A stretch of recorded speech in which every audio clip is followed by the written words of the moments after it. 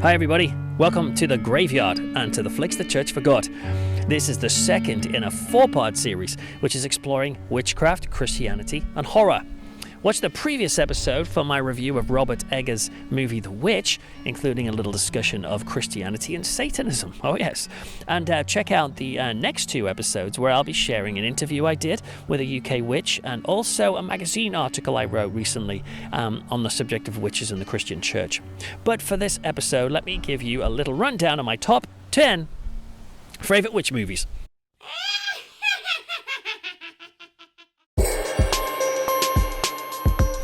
Coming in at number 10, we have the 1990 adaptation of Roald Dahl's book, The Witches. It's one of those kids' movies that is probably a bit too scary to be a kids' movie, which is why I loved it. It's a story where the world is not only packed and inhabited with many witches, but their favourite pastime is to kill children. It's a cheery tale.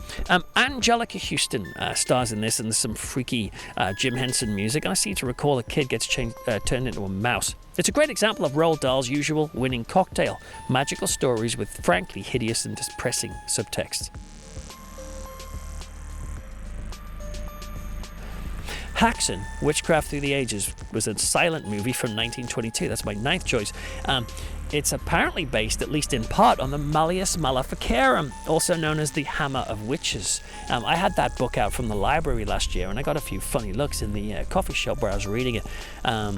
Not surprising, I guess, since it's a guide for witch hunters in the 15th century, and it must freak people out when they see one of the ministers reading that. Anyway, HANAN is a documentary with some wild dramatized sequences, but it's got an inherent creepiness that I feel is in silent horror movies and silent movies in general. I especially like the 1968 version of HANAN, which is shorter, sadly, but it does add a funky jazz score and some freaky narration by Naked Lunch author William S. Burroughs. At number 8, I've got The Blair Witch Project from 1999. I didn't see this infamous movie at the cinema, but rather I watched it on DVD, which I reckon was probably the best way of seeing it. In one sense, it was easier to suspend the notion that this was actual found footage when you were viewing it at home, whereas watching that sort of stuff in the cinema doesn't really feel like the right place to watch a home movie. But also seeing it on the small screen was merciful because I felt really quite sick about 45 minutes in due to the shaky cam. I reckon if I'd been in the cinema with a big screen, I'd have been vomiting up on the person in front of me within about 10 minutes. But nausea aside, the film really did creep me out. Of course, this was very near the start of the found footage craze, although of course the last broadcast of the film came before it preceded it. But Blair Witch also had some amazing naturalistic acting, the naive novelty of watching a found footage film, of course, and imagine that could be naive at one point in a novel. And also the ending really gave me the chills. Witchboard is a 1986 horror movie, which is a great little Ouija board film, included here because of the title, Witchboard, though frankly, I can't remember there being much witchcraft in it, maybe I'm forgetting. Anyway, in it, Tawny Katane, is that her name? I don't know, messes around with a Ouija board, then thinks she's contacting the spirit of a dead boy called David, but actually no, it's an evil spirit of a murderer who's eager to keep on killing post-mortem. It's one of those mid-80s horrors that ended up with a cult following, which I can vouch for because I think it really is actually an effective little horror movie that came from Kevin Tenney, Night of the Demons guy. And plus, Ouija boards are just, I think, a brilliant suspense device for unfolding a sense of tension in a scene in a film. I reckon Witchboard used that device really quite well.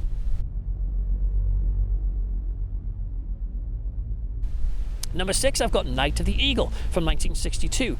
Richard Matheson helped write the screenplay for this 1962 British horror where a skeptical psychology professor discovers that his wife is practicing a Jamaican form of conjuring magic, as you do. He thinks it's all rot, of course, and he makes her burn all of her magic stuff because like he's in charge of her or something. But this seems to have a bad effect and things start going desperately wrong. It's a pretty gripping and atmospheric movie, which I think gets overlooked by many people. It's worth a look if you're on a witch movie trip. Mark of the Devil from 1970. I did a review of that, Mark of the Devil, for my podcast, the audio thing. But in short, this was the film that came with free sick bags at the cinema and was the first movie ever to be rated V for violence. Of course, the marketing guys just made that certificate up to make it sound cool. But the film was seen as disgusting, and is kind of disgusting. Inquisitors torture and kill suspected witches in a beautiful castle, with bare bottoms being forced onto chairs made of rusty nails, if that's what you're into. But despite its clear exploitation leanings, I reckon there's still a solid movie to be found here. Herbert Lom, Reggie Nalder and Udo Kier throw themselves into it, but particularly Herbert Lom, who has the best freak-out reaction ever to being called impotent. Tell them you rape women, you burn innocent people, that you kill for money, that you're impotent.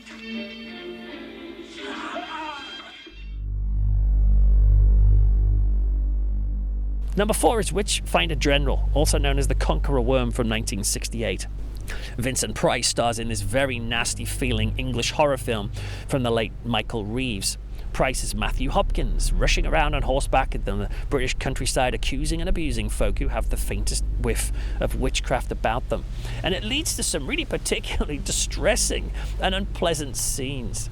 But it hangs together with a great sense of intrigue and pace, and a sense of period, and a depressing sort of glumness, because when you watch this, you just know that some of this stuff really did take place. It's got a great and horrible ending, and the folksy soundtrack is currently up on Spotify, and I'm listening to it quite a lot recently. Number 3, we've got The Witch, also known as Superstition. Man, I love this film from 1982. It shows a family moving into a creepy old and very big house, which was once the site of a witch's execution. But this witch, like they always seem to do in horror movies, has vowed to return and seek revenge. It's packed with action and grisly murders, including a priest being mutilated by a runaway buzzsaw, and then a severed head exploding in the microwave. I haven't seen this film for ages, so I have no idea how it holds up today, but I first saw it when I was a kid, and it scared the crap out of me, and I loved it. It's got a great soundtrack too, using Desiree, isn't it, to the full funky effect. Ba, ba, ba, ba, ba, ba, ba, ba. That thing, you know, the go-to music for horror soundtracks. Anyway, The Witch, in my opinion, would make a great addition to the Arrow Video or Scream Factory lineup, so put that on your list, Arrow. Number 2 is The Witch, the 2015 version. Robert Eggers' film is both scary and thought-provoking, where a Puritan family venture out into the wilds of American forests, only to end up meeting a witch who wants to liberate them from their beliefs. I won't say much more about it, other than the fact that lots of people hated the film and loads of other people loved it.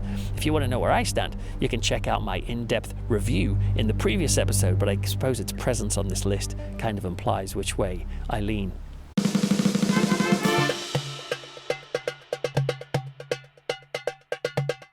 And finally, number 1, I have Suspiria. For me, this is remaining Dario Argento's finest film, which is saying something because he really has come out with some crackers, but this is just his best, I feel. Susie Banyan goes to a German ballet school only to find that it's overrun by witches. There are moments of serious fright in this, but it's the music and art design that really blows you away. It's also got perhaps one of the most exciting, thrilling opening sequences of any horror film I've seen. Well, look, that's it. That's my top 10 witch movies, but I suppose I better mention the ones that didn't quite make the list. There are plenty of others. Mario Bava's Black Sunday, for example, with the brilliantly swivel-eyed Barbara Steele. There was a Sean Bean movie that I saw recently, well, a few years back, I should say, about the plague called Black Death. That was a good one, which involved witchcraft. The Hammer movie, The Witches, starring Joan Fontaine. I was really tempted to include Arthur Miller's The Crucible, as it's such a brilliant play. I love it. But I tend to think of that more as a play than a movie, and I didn't add it because I talked about it a little bit in my last video where I reviewed The Witch. I also wanted to include a segment from Rod Serling's Night Gallery called Since Aunt Ada Came to Stay. Of course, that's TV and not film, so it doesn't quite qualify.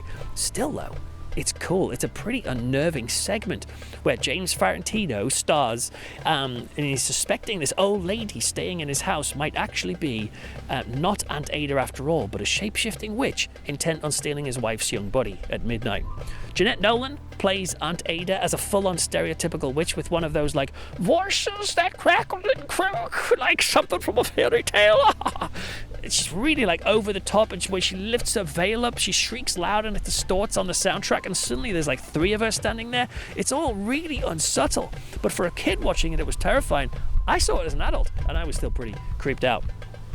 A film that also almost made the list was it did make the list until I realised I had 11. I had 11 on there, so I had to get rid of it. Was Elvira, Mistress of the Dark from 1988. Here, the wonderful Elvira inherits a mansion in Massachusetts, of all places, with a poodle and a book of recipes. She turns out the recipes are actually spells, and when she tries using them, she gets accused of witchcraft by the townsfolk. It's a silly and juvenile film, but so what? I laughed out loud at various places, and it's also just cool to see horror slipping into the mainstream family movies. I thought that was a lot of fun. Look, safe to say, witches are an ideal trope for horror movies to use, and they continue to fascinate and scare the movie-going populace. But what about real life witches? What do they think of Hollywood's portrayals of them? Well, join me in the next episode where I'll be interviewing a lady called Becky Bird. She's a practicing witch here in the UK who I met with, and she told me her thoughts on witchcraft and horror. And in that episode after that, the final in this series, I'm going to be sharing a magazine article that I wrote on witchcraft and the church. But until then, don't forget to subscribe and share. Follow me on Twitter and Facebook. Visit the website and podcast. And last but not least, don't forget the flicks the church forgot.